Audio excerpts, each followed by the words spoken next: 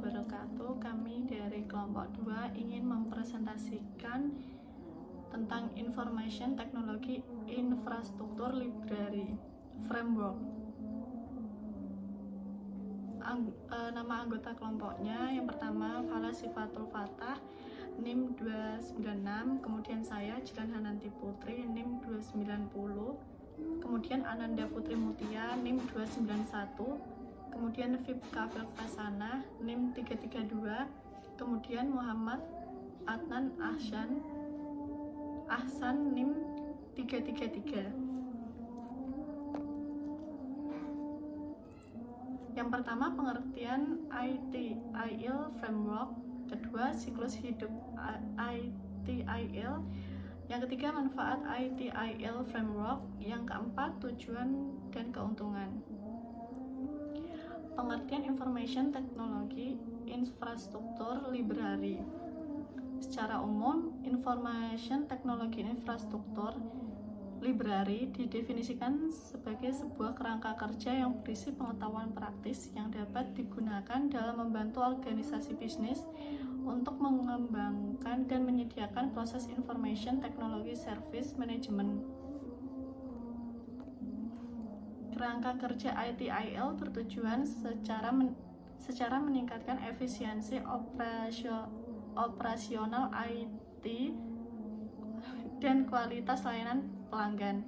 Secara praktis, ITIL mendefinisikan bentuk dan fungsi pemanfaatan teknologi informasi sebagai sarana untuk penyimpanan, komunikasi, atau pemrosesan informasi. Teknologi secara umum meliputi perangkat komputer, peralatan telekomunikasi dan komunikasi serta paket aplikasi dan perangkat lunak. Sedangkan informasi dapat berupa data dan informasi bisnis, data suara, data gambar dan video, dan format data lainnya. Teknologi informasi juga sering digunakan untuk mendukung proses bisnis melalui manajemen layanan teknologi informasi. Siklus hidup Information Technology Infrastructure Library terdapat service strategi, service operation, continual service improvement, service transition, service design. Service strategi dalam menentukan layanan teknologi informasi tentunya harus disesuaikan dengan perubahan-perubahan yang terjadi dalam lingkungan bisnis.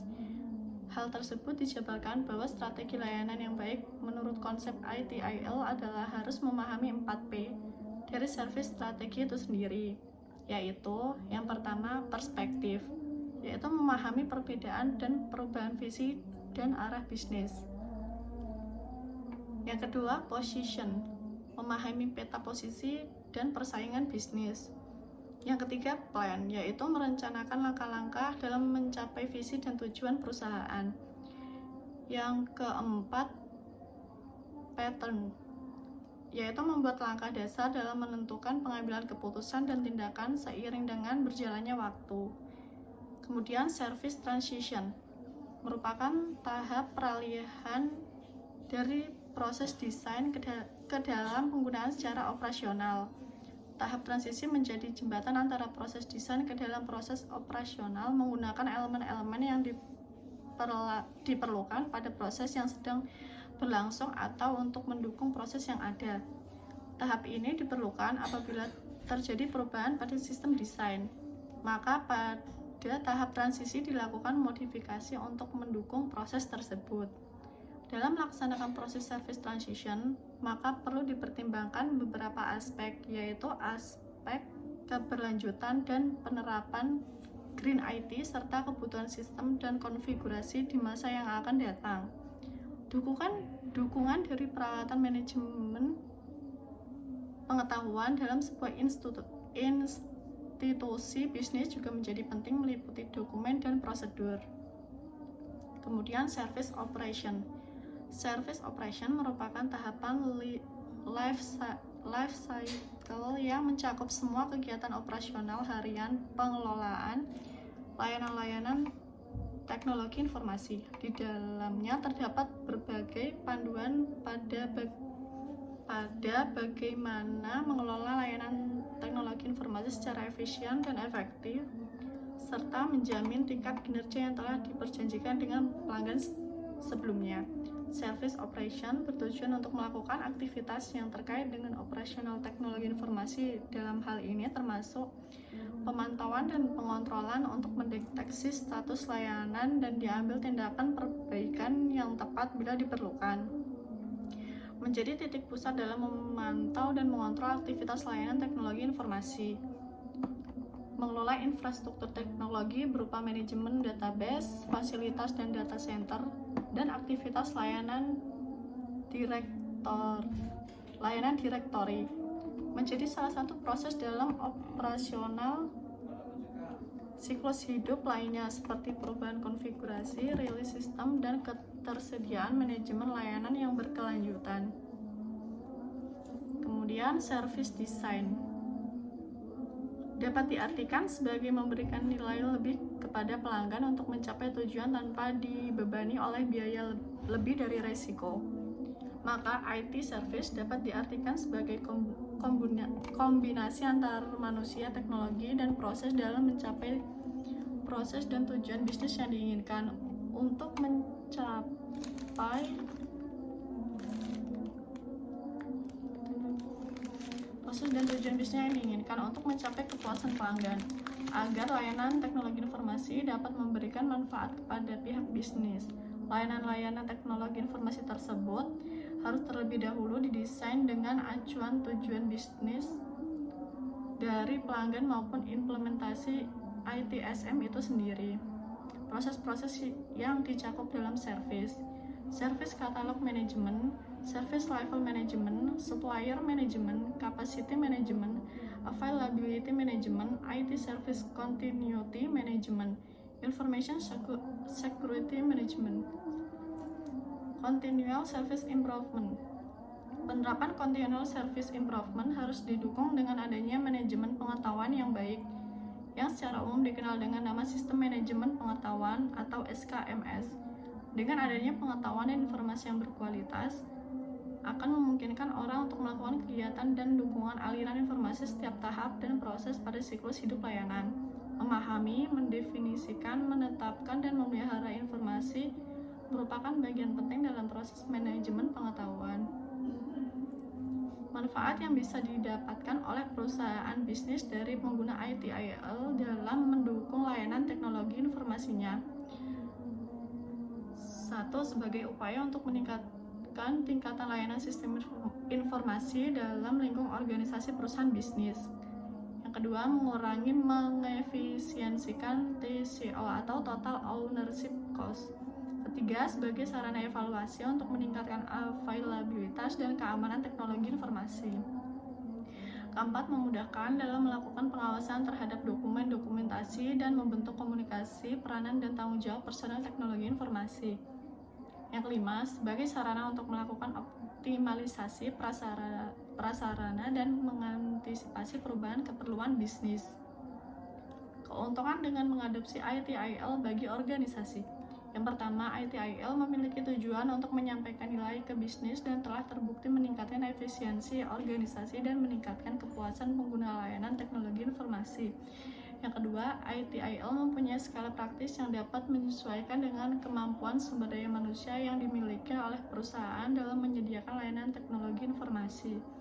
Yang ketiga, ITIL dapat diadopsi oleh organisasi layanan apapun yang berarti ITIL cocok dan bermanfaat bagi organisasi baik kecil, menengah maupun besar, swasta maupun publik, dengan kondisi teknis lainnya.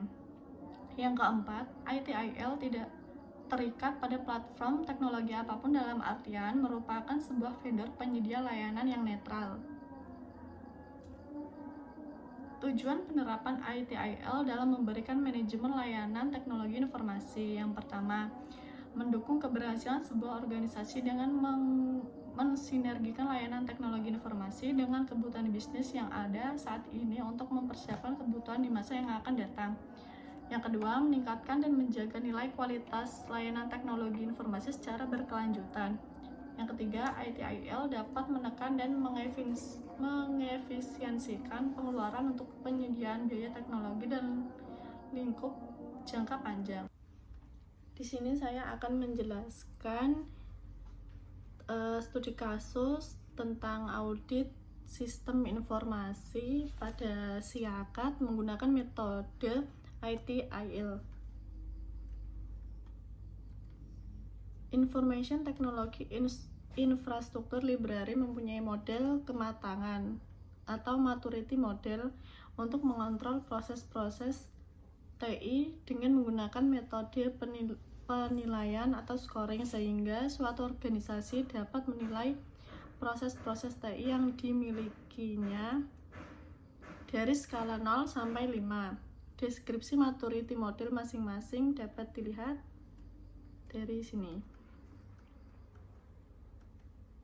Maturity level itu ada level 0 atau non-existent, ada level 1 inisial, level 2 repeatable, level 3 definite process, level 4 managed and measurable,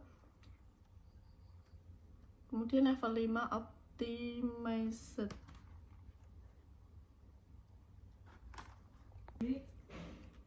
Kuesioner tersebut diisi berdasarkan hasil pengamatan dan observasi yang dilakukan. Kemudian dilakukan cross-check dengan pihak manajemen mengenai hasil yang didapat agar supaya penilaian sistem informasi yang dilakukan merupakan kondisi real dari pengelolaan yang sedang dilakukan.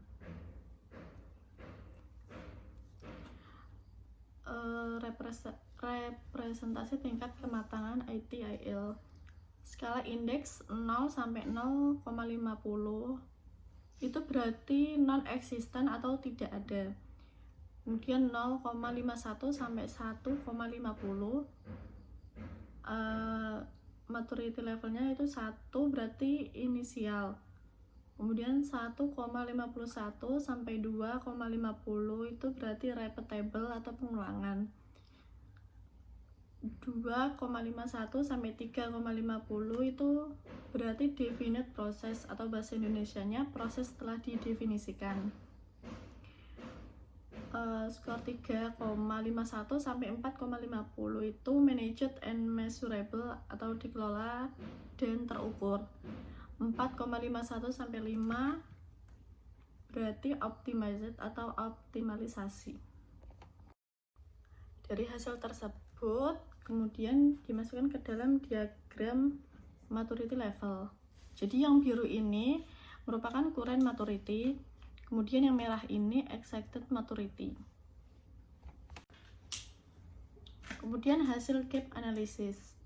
Yang pertama service strategi atau SS, gap analisisnya 0,73. Yang kedua service design atau SD, gap analisisnya 0,70. Yang ketiga service transition atau ST, gap analisisnya 1,18. Yang keempat service operation atau SO, gap analisisnya 0,43.